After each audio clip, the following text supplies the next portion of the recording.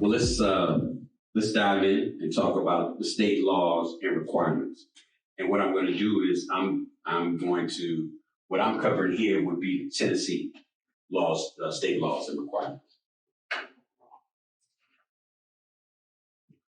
So the requirements to become a private investigator in the state of Tennessee, you have to be at least 21 years of age. There's no educational requirements to become a private investigator. This course, of course, will give you the foundation. Typically, individuals who are in this field may have a criminal justice degree, associate's level or bachelor level, but that doesn't require. I know individuals who have no college degree. It's that analytical mind is to be able to think out the box and make decisions sometimes on the fly. They say experience requirements must have at least 3 years of investigative experience or 2 years of investigative experience, or an associate, 2 to 3 years, associate degree in criminal justice, 4 years degree, years of experience as law enforcement. This segment here really just coincides with the fact so the way Tennessee does it now, you'll become licensed. You will work as an intern for another company until you reach a certain number of hours. Once you reach those hours, which they typically give a 6-month window to reach those hours, then you will take the examination to become a licensed private investigator. Does military happen to? Military does happen. So when you put in your initial application, that's what you want to let the people know at the state, because they take that into consideration. And a lot of times that's just to kind of fast track. You know, you still have to take that private investigation examination with the state, but that's just to fast track, the investigative side of the process. There's a background check that needs to be completed. There's, fingerprinting. It's normally done with the, I believe the FBI. I believe it's the FBI or TBI. I'm not sure here in Tennessee, but they'll do a full comprehensive background check. I don't think it would have to be a hard crime to keep you from becoming licensed. Some states are a little bit more particular, but there are some states, even if you've committed certain crimes, if it's been expunged or it can be explained, you can still be licensed. So but typically, it would have to be a hard crime. You have your state license and examination that you would have to take and pass 75, you get at least 75% on that examination. I won't say that the examination is easy, but I won't say that it's hard. It's kind of been modified a lot more. We're covering a lot more of some things outside of private investigation. I've been told that we've got questions about the flag and how many stars on the flag, how many stripes, what do they represent. Originally, when I took the examination back in 2000, it was pretty straightforward. It was what was in the book. So I think a lot of that other stuff may just be a filler, but it's going to be the TCA, Tennessee Code annotated, those laws and the state laws that are going to be, the most important. Question for you, sir. How often do we have to renew the license, and does that involve retaking the test? Well, the license is renewed every 2 years. You never have to retake the test, but what you do have to do is get continued education. This course right here is worth 16 hours of continued education. The benefit for the individuals that work with us is, we are one of the companies that provide that certification. So every 2 years, when it's time to renew your license, you just have to get 12 hours of continued education credits to renew your license. They have liability insurance, but a lot of this really hinges on the company more so than the private investigator. Certain bonding or insurance that they like for you to have.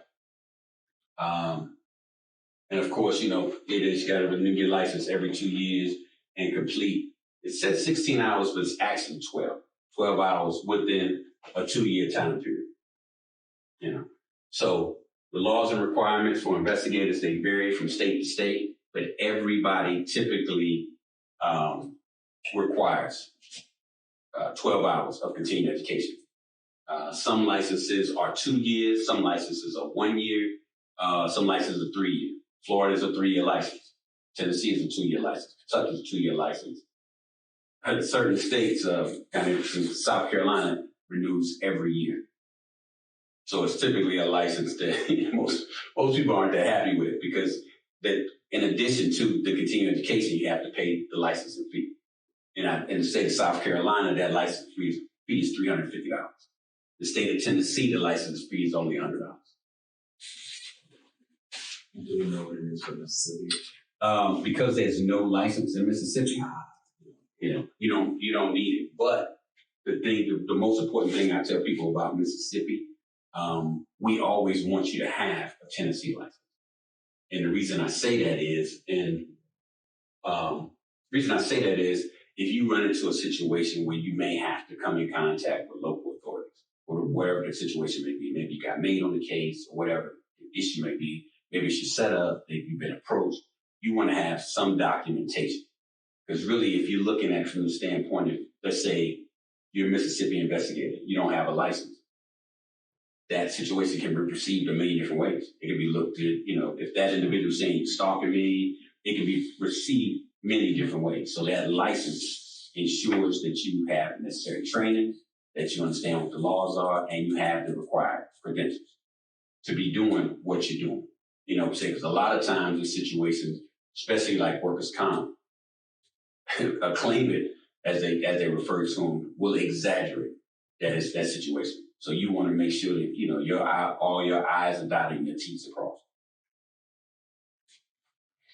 So what we have up here is the Tennessee Code annotated. The Tennessee, and it's had several laws pertaining to private investigators. I've grabbed a couple of them. That's the law regarding licensure.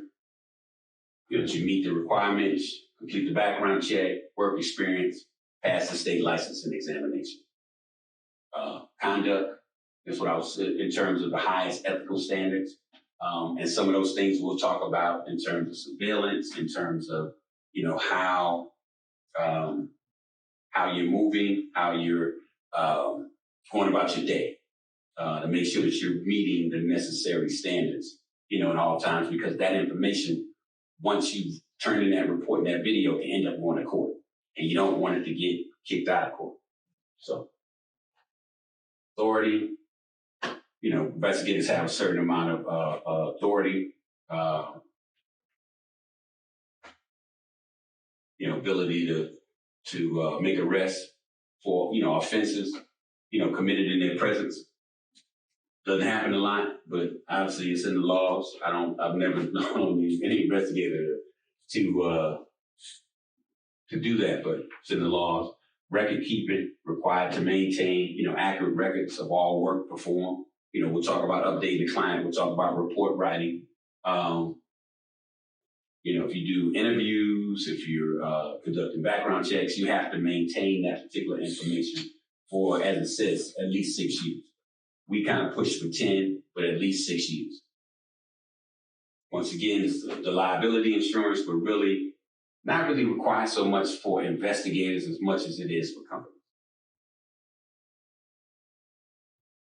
So you definitely want to make sure that you are knowledgeable about the TCA. And like I said, there it is right there. Section 62, 6226. That whole area right there deals with private investigators. So when you go to learn, to prepare for your exam, just make sure that you're familiar with the Tennessee Code annotated as it pertains to private investigators, because that information, I assure you, will be on the test. Not all of it, but a good portion of it will be on the test.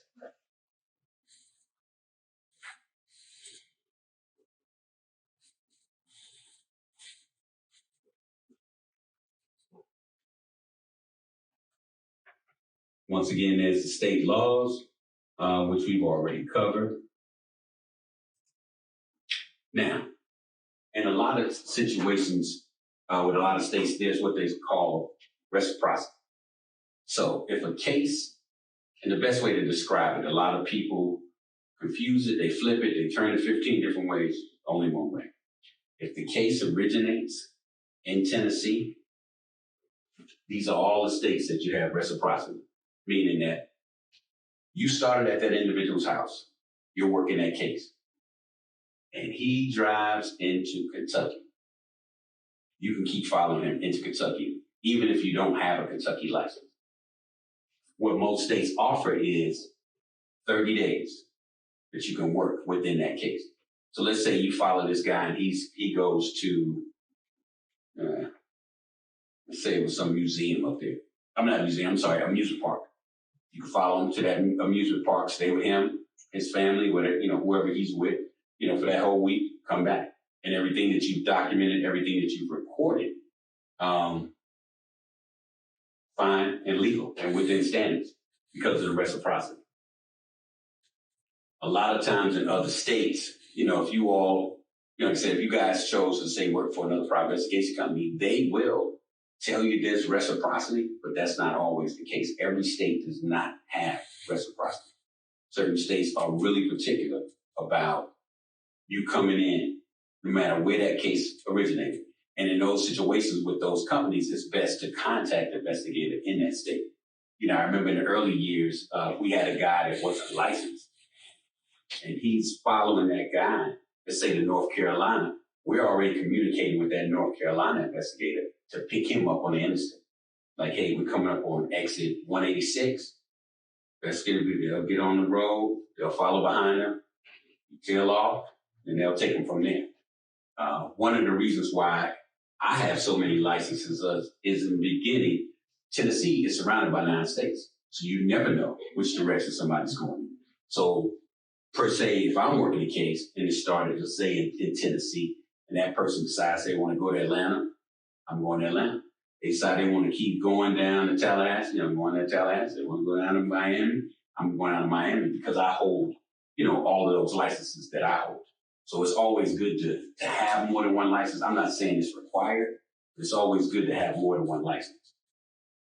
And what they refer to that is limited license, recognition agreements, saying that Tennessee has, Florida, Georgia, Louisiana, North Carolina, and Virginia. But your present license in Tennessee needs to be current, and all your requirements need to be met. If you are actually looking to utilize the reciprocity relationship.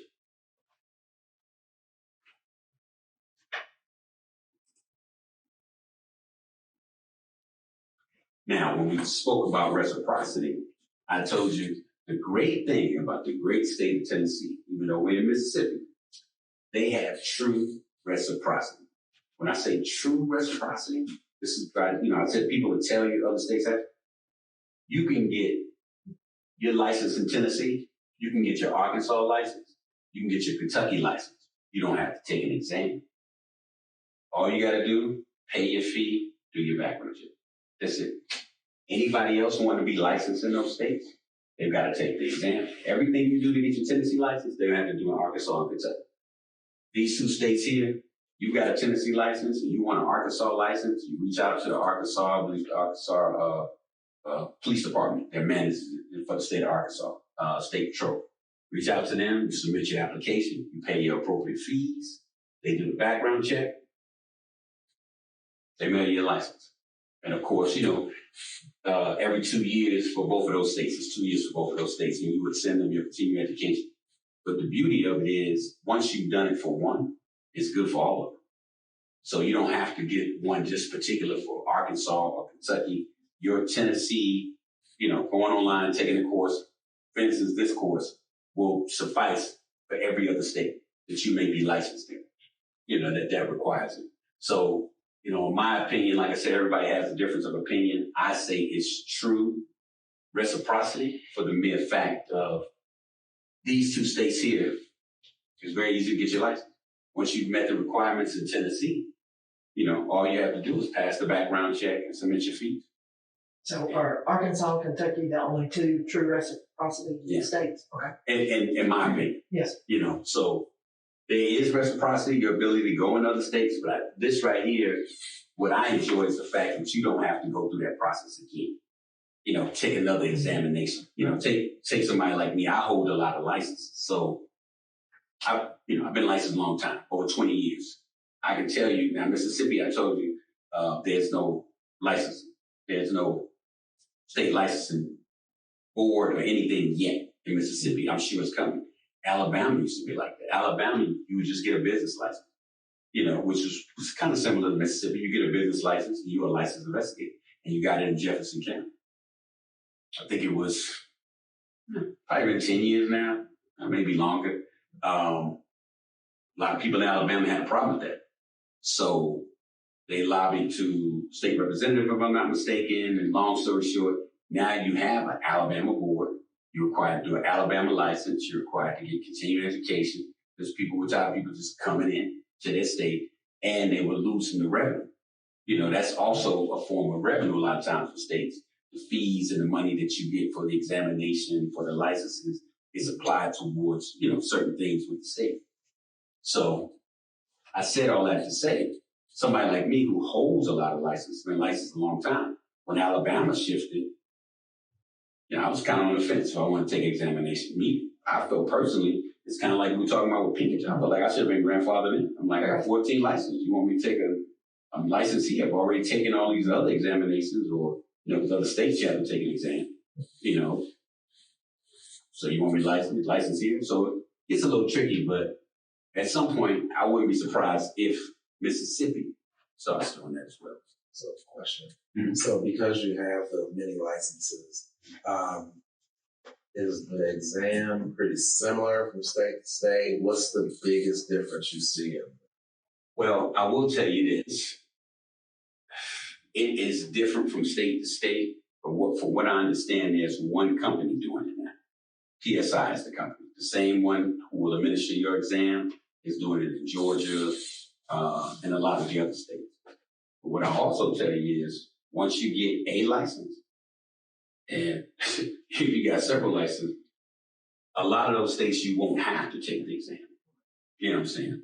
Georgia is somewhere you can get licensed. You can take an online course, 70-hour course, pass it, get licensed, and work up under a company. If you want a company license, that's where it gets tricky. There's examinations for that. So in Georgia, for instance, I had to take an examination in Georgia, to get licensed. Florida, not so much. I was actually grandfathered in Florida. I think Florida was the second license I got. After I got my Tennessee license. And back when I got my license, all you did was submit your paperwork. There was no exam. So, that's, for me, I guess that's the hardest part for us. And I say us guys who have been in this industry 20 plus years, as you see the change, and then people are kind of wanting you to, requiring you, and you're like, kind of like the Pinkerton They've been doing this thing so long, and because even with the examination, there's a lot of buffers and fillers, like I told you, within the questions. And we didn't have that. When I took the Tennessee exam, you came into a room like this, you took the examination by hand. On your way out, the guy was sitting at the desk. He would take that exam and he would grade it right there. He'd tell you, pass or fail right there. Right. 75 you pass. You knew if you. Now, of course, it's electronic, so you'll know at the end of the examination, but just to show you how old school it was and how few people it are, that was doing it. I think our company license is like 1,205, 1,205. It's probably in the 2000s now. So there's probably been 800 companies who've gotten licensed in Tennessee, since I've been licensed as a company in Tennessee. So just to summarize, we spoke about the requirements of becoming a private investigator, TCA laws regarding private investigators, state laws for private investigators, and reciprocity laws.